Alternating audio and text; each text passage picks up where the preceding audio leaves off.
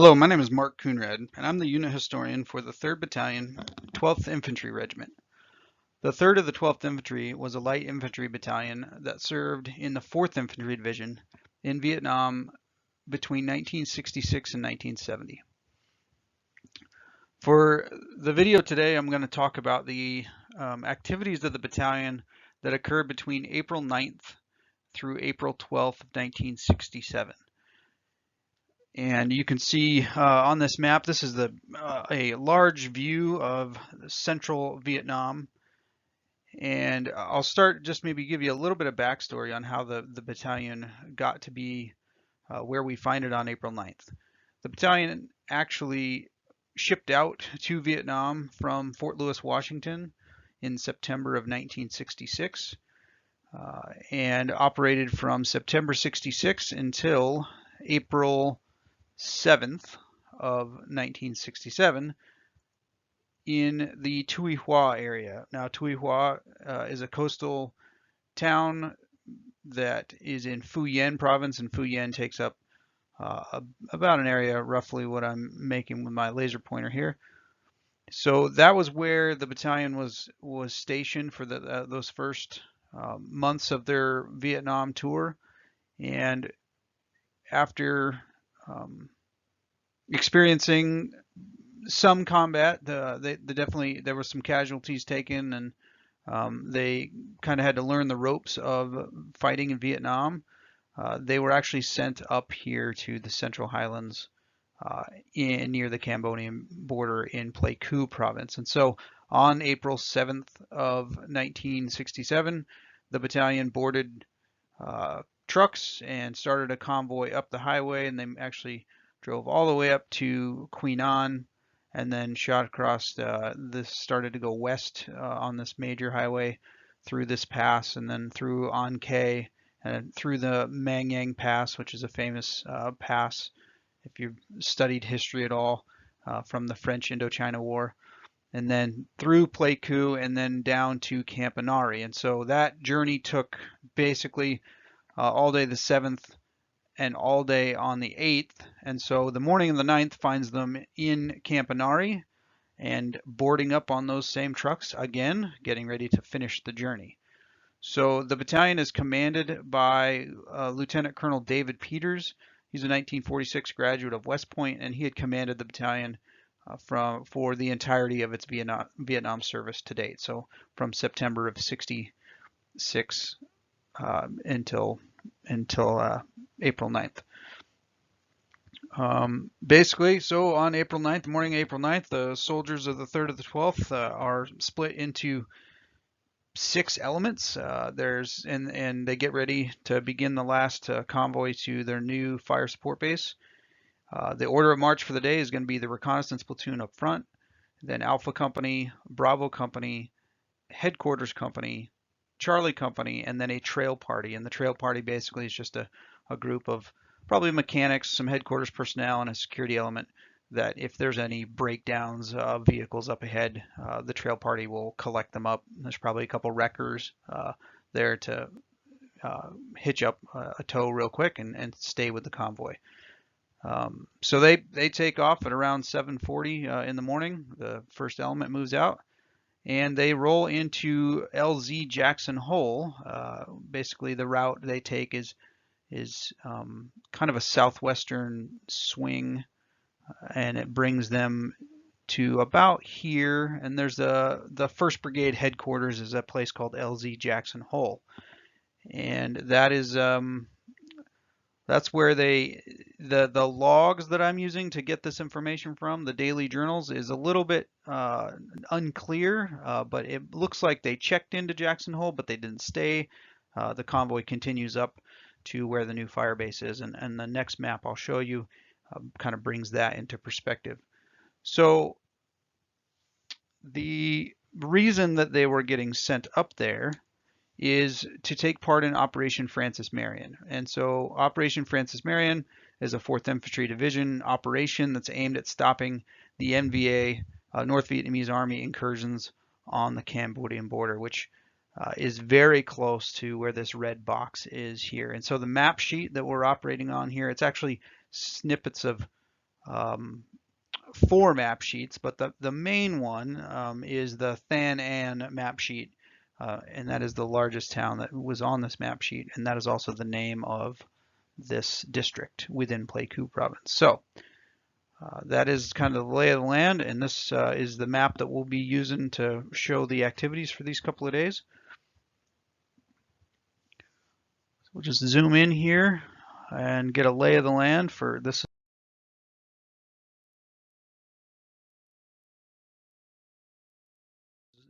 This is the area that we'll be covering. Some highlights of this area. On this Cambodian border I mentioned is very close here. And so that's kind of what the 3rd of the 12th is here to do, is to stop the NVA from infiltrating in and pushing further into South Vietnam. The Chu Gunga and Chuba Mountains are some large mountain ranges to the south here. LZ Jackson Hole, we talked about, is about 15 kilometers south on Highway 568. So after the convoy hits Jackson Hole, there's probably a tactical pause, and then they keep moving on. Then some elements may have dismounted and jumped on helicopters to get pushed further in the field. I'm really not sure because it doesn't say, but I do know that the battalion headquarters and Charlie Company at least stayed on the trucks and finished this drive up Highway 568. Caught Highway 509 for just a little bit, and this actually 509 continues all the way up, and then this is 567 is just this short little spur that eventually just kind of peters out into nothing. But so they take 567 past this Plei Djereng airfield, special forces camp and fire support base, and establish a new fire support base here in this location. So just to get your bearings a little bit, Camp Marion and Pleiku are about 40 kilometers to the east. And what we have here, the Saison River is this major river that forms the border between Kon Tum province and Pleiku province. And actually on the map, we can see that there is another airfield just up Highway 509, and it's the old Plei Djereng airfield and special forces camp. And so that camp was established in about 1964 by the 5th Special Forces Group. They maintained it there until October of 1966, and that's when kind of fighting intensified in this area and it was too exposed. So they brought it further down and built a larger airfield with PSP, that's perforated steel planking, I believe. So these like steel grate panels that they can connect together and make a hard surface so they're not trying to land aircraft in the mud. And a larger fire support base was also constructed. So that's here at this location. So this picture is the old Plei Djereng Special Forces Camp, taken in July '66. A very kind of standard Special Forces camp, the triangle shape. And these special forces camps were run or were manned by the CIDG, which is the Civilian Irregular Defense Group, and that's and they were manned by the CIDG, but they were run by the U.S. Army Special Forces, and the CIDG units consisted of minority Vietnamese, and up in this area it would have been Montagnard, and I don't know the exact kind of branch of Montagnard, but they would be these minority groups that they would try and cobble together and make a defensive unit out of. So that's the fire support base that went away, and this much larger fire support base was actually constructed in its place or further south. And so here you can see that larger airstrip and a helicopter landing pad. There's even some, this is artillery revetments for the fire support base.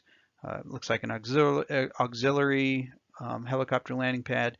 And this main road that you see here, that's 567, and you can kind of see there's this little dip, and I'll show you on the map where I think that is, and it just kind of get the lay of how this is. Now, Plei Djereng doesn't really come into play with the activities, but it is the largest. It's the largest town or camp closest by to what the 3rd of the 12th is doing. And so you can kind of see on my map, I have this black line designated as the road, but there's this little dip that goes down below, and you can see that in the picture. So that's the lay of the land and where the 3rd of the 12th is operating. And again, on the 9th of April 1967, after that long convoy from Pleiku, the Headquarters Unit, Charlie Company, Recon Platoon, Mortar Platoon, and Bravo Battery of the 629 Field Artillery set up shop in the new fire support base. And that basically by 1400 hours on April 9th, they've at least moved into that place. I'm not going to say it was fully constructed because there's no way it was. I'm sure they were still working on it. And I honestly don't know if there was already one there from a previous unit. I think it's likely there was something there already. But this artillery unit that I mentioned, Bravo 629, that's the direct support battery for the 3rd of the 12th. And they're armed with 105 millimeter howitzers. And basically everywhere the 3rd of the 12th headquarters element goes, the Bravo Battery 629 goes, and they work together, and that's how the 3rd of the 12th has some firepower always nearby and ready to support the maneuver units in the field. At this point, there is only Alpha, Bravo, and Charlie Company, and the reconnaissance platoon. Charlie Company is going to stay on perimeter security at the firebase. Alpha Company, in the logs on the 9th, there's only one grid mentioned for both Alpha and Bravo Company. So Alpha Company is positioned just southwest of the firebase. Bravo Company just north of Plei Djereng, and one element is in the field, and that's Apache 5, a reconnaissance team. And I don't know how they got there. I'm sure they were inserted by helicopter, but I don't know when. It doesn't say. And Apache 6 is another recon team. It is also inserted, but the log does not give a grid or anything of the like. The other thing in the log that is of note today is that at 1550 hours, a soldier from Alpha Company has to be dusted off, suffering from heat exhaustion. So the first of quite a few in the coming weeks that will kind of suffer the ill effects of the heat and trying to hump through these jungles or build fire bases, whatever it is. The heat was pretty unbearable. So that is all that occurred on April 9th, and that's where everybody was. April 10th.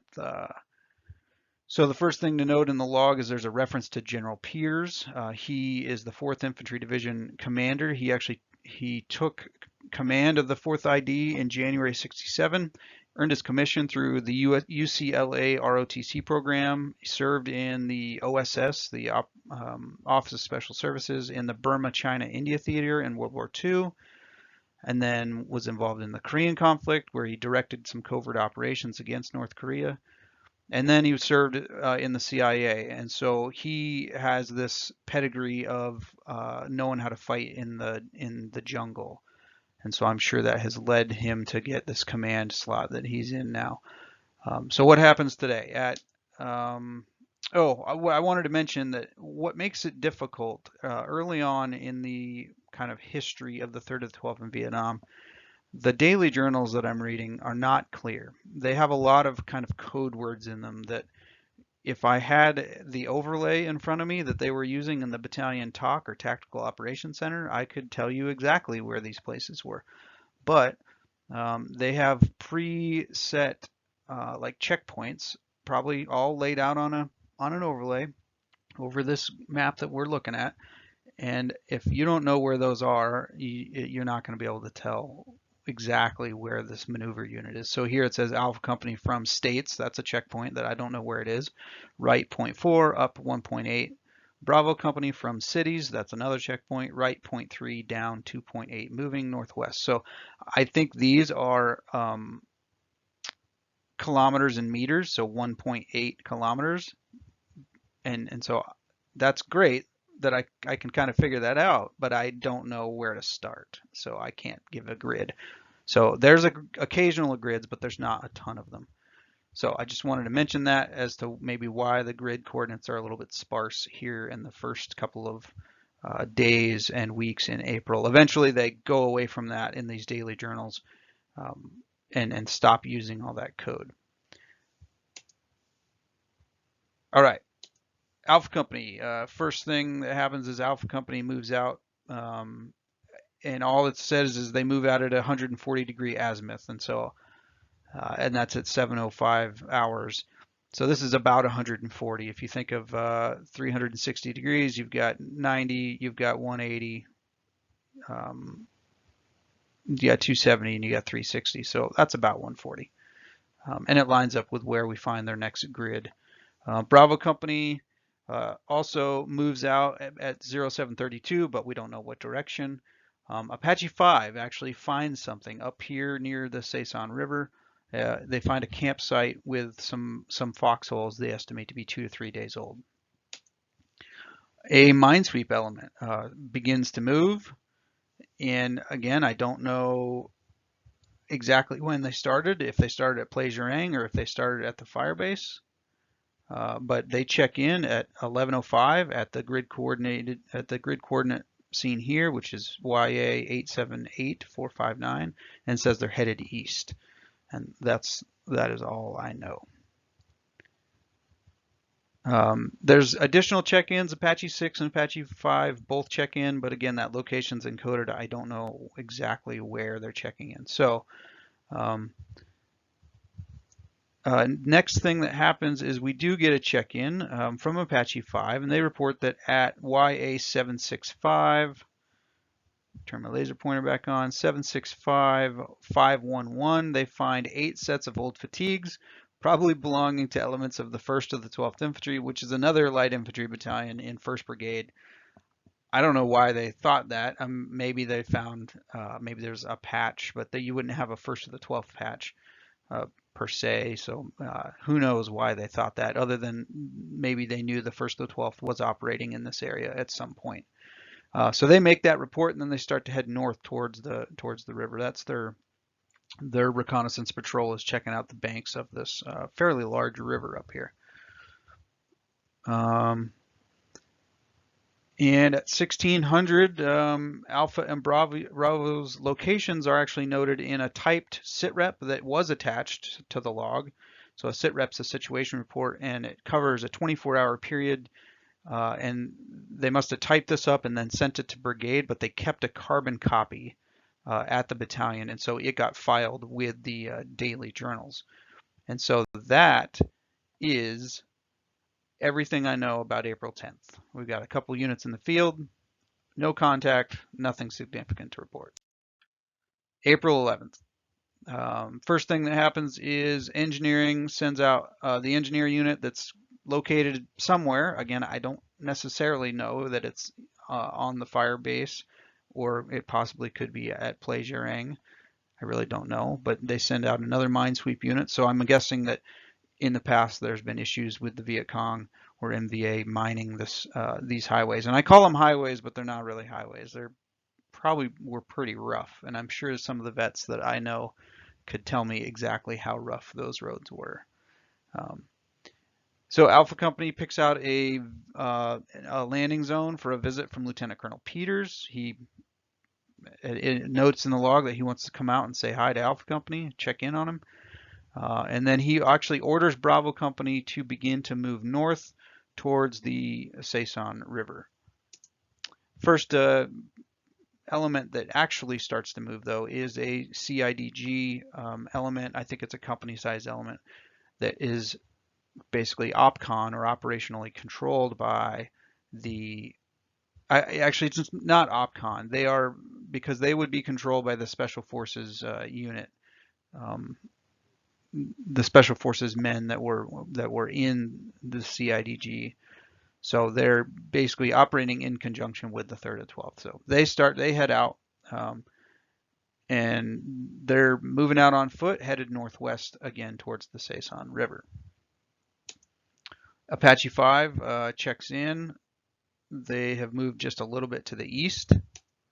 And then we have a full check-in that occurs. I'm not sure exactly when that one occurs. little bit later in the morning. But CIDG has made it quite a ways. Bravo companies push north. Alpha company is moving to the northeast. So something else that's in the log is that the 1st Brigade commander, Colonel Charles Jackson, makes a visit to the fire support base, and Buccaneer 4, which is a Huey gunship from the 170th Assault Helicopter Company, stops at the fire support base to coordinate air security for the insertion of Apache Recon teams. So anytime there's an insertion of a team, whether it be an Apache team or a company, there would be gunship support, and so Buccaneer 4 stops in to coordinate that support. At this site up by the river, Apache 5 actually finds another campsite. So remember on April 10th they found a campsite. This one is bigger. It has a campfire that's still warm, and they can see there's spots where 12 to 15 people slept. Obviously, the Apache 5 team leader is not comfortable with that because the next thing in the log is that he requests extraction. And that request is denied. It doesn't say why, it just says that extraction at this time is,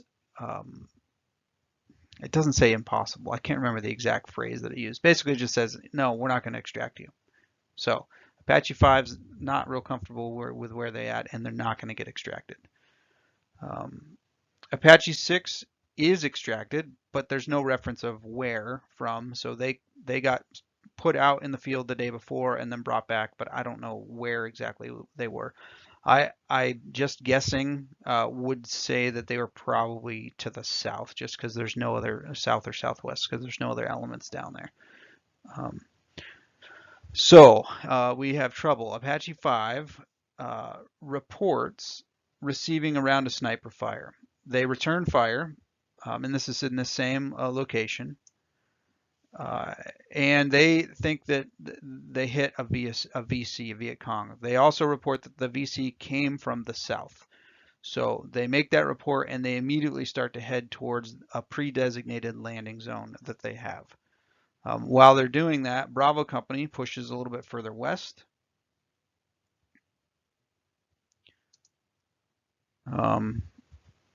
So this dot here, that's where that sniper fire occurs. So that they had made further east along the river, and that's when they got shot at and returned fire.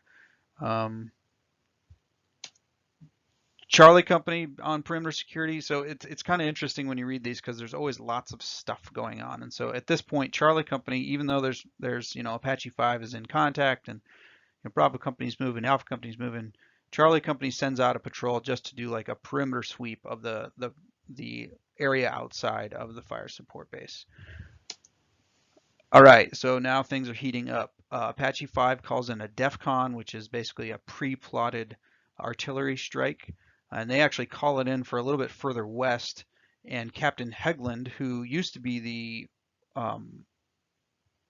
Bravo Company commander, he, I believe, is maybe the operations officer now, somewhere on the battalion staff. I'm not exactly sure. He actually redirects that strike and pulls it further east across the river. So at the same time that is happening, Charlie Company, 1st Platoon, gets alerted to move out and board helicopters and become the reaction force. So 2nd Platoon was going to do this little local patrol. 1st Platoon, they all get thrown in helicopters, and it says 6. It throws a number out there. It says there's 6 helicopters, and it says about 50 people. So that would be a platoon plus. Get thrown into choppers and flown out to near where Apache 5 is to give them the reaction force they need. Because these Apache teams are like anywhere from 3 to 6 guys, not very big at all.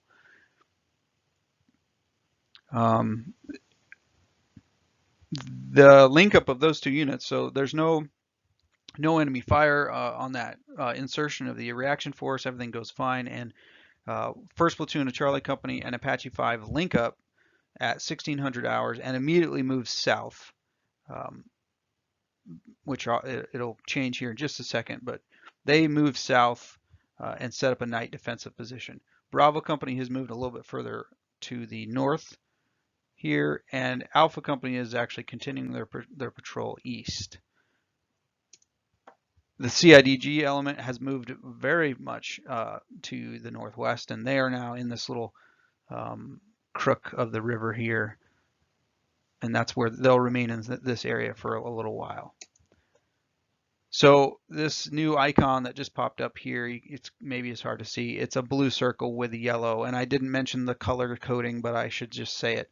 I've color coded everything just for my own awareness of what things are, and I'm always going to use red for Alpha Company. I'm going to use white for Bravo Company, blue for Charlie Company, gold for the Apache or Recon elements. Purple is going to be CIDG or South Vietnamese Army units. I may also use it for other units. So like if there's an American Union at OpCon, I might use purple. I might use orange. I'm not sure. Anyway, so this new little icon, what I've done is I've just combined it. Instead of it being blue with a black border, which is what I usually do, I've given it a gold border to signify that Apache 5 and 1st Platoon of Charlie Company have joined together. So they move out. They get away from the river, get away from that contact area, and set up an NDP here. So they're sitting around 60 individuals, 60 soldiers. Not a huge force, but big enough to hold their own if they get into further trouble. So next we have is the 2nd Platoon patrol just makes their big loop or half loop and returns to the firebase. And that is it for April 11th.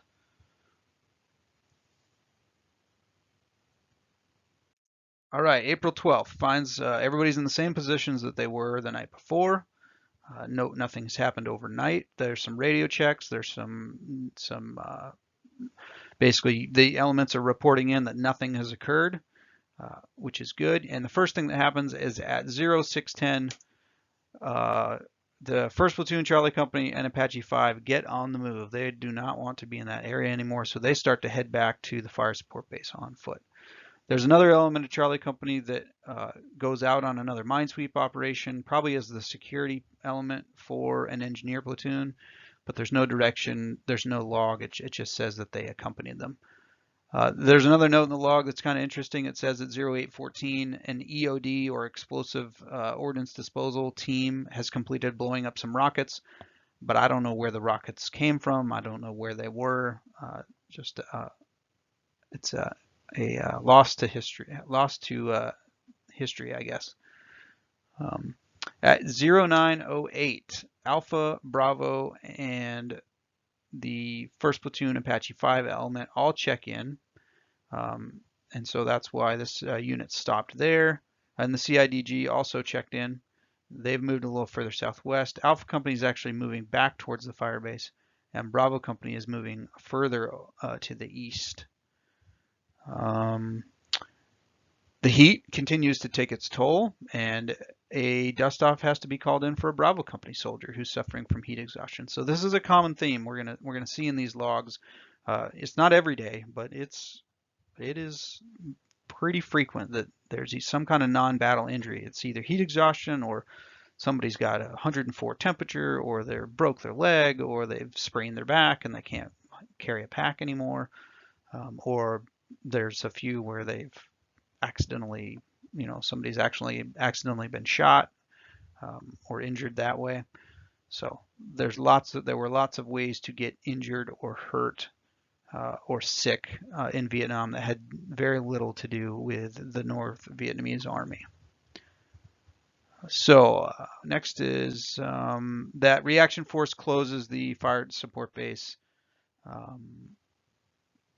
by about 0934 hours. Those elements are back within the fire support base, so I've removed them from the map. Bravo Company and the CIDG, actually no, every element moves a little bit more, the Alpha and Bravo anyway. Bravo actually does a big switchback, so I think the log is right. There are errors in the grid coordinates, and I try and spot them when I can, when something doesn't make sense. But I don't think this one's wrong. I think that they actually went all the way east and then kind of doubled back, and it's not beyond beyond reasonable that they may want to do that. There could have been something over there that they wanted to go check out. They move a little bit further north and they set up a night defensive perimeter here. The CIDG element sets up an NDP here. And Alpha Company moves a little bit further and sets up a night defensive position here. Interesting thing in the note, I'm sorry, in the log, is from the brigade intelligence section. And so I don't necessarily know what this means. I can make some assumptions, but the note from brigade intelligence says, and I quote, "If a Montagnard approaches an element with a stick shaped like a Y, don't shoot him. Turn him into brigade." And that is what it says. If a Montagnard approaches an element with a stick shaped like a Y, don't shoot him. Turn him into brigade. So there must have been some leaflets or some information passed out that if somebody wanted to provide information to the Americans or join the CIDG or something, to find a stick shaped like a Y and approach the nearest American element. Seems like an interesting way to get things done, but that's what had to happen. And there's just one other little note, is that in the sitrep that is issued at 1600 hours on April 2nd of 1960, I'm sorry, April 12th of 1967, is we find our first indication that the fire support base that the battalion is operating at from right now is not going to be their permanent one, or is soon to be closed down, because there's like a warno in the sitrep, a warning order that says, hey, Alpha Company, we want you to come back to the fire support base. Charlie Company is going to move out, and when they do, they're going to move out to the southwest, and they are going to conduct search and destroy operations. And an additional mission is that they will eventually secure the new fire support base position. And this grid here, I've got a black dot down there, is the area that fire support base eventually will be constructed. So that's where Charlie Company is going to head. So that is everything that occurred between April 9th and April 12th, 1967, in relation to the 3rd Battalion, 12th Infantry. A little bit of action, some sniper fire, and a reaction force. And really an introduction for all of these men, the several hundred men that make up the 3rd of the 12th, an introduction for them into the Central Highlands and Cambodian border area. This was really their first few days of patrolling in that area. So that is all I have. I'll try and put another one of these together, covering the next 5 or 6 days in April, and we'll make our way through the calendar. Thanks for listening, and if you like what you hear, hit the subscribe button if you're watching in YouTube. Like, comment, give me some suggestions. I know these are not super flashy like a lot of YouTube videos, but I think they're just more about informational and good to remember that all these little dots on the map, these were young American men that were out there kind of slogging through the jungles. Many of them were drafted and really had other plans for their lives. And this is where they ended up. And it's important to remember that these are not just dots on a map. These are groups of American men out there performing a mission that their government asked them to, and they're doing the best they can. And I know a great many of them I've met over the years, and they are some amazing men, and I love to help tell their story. Thanks.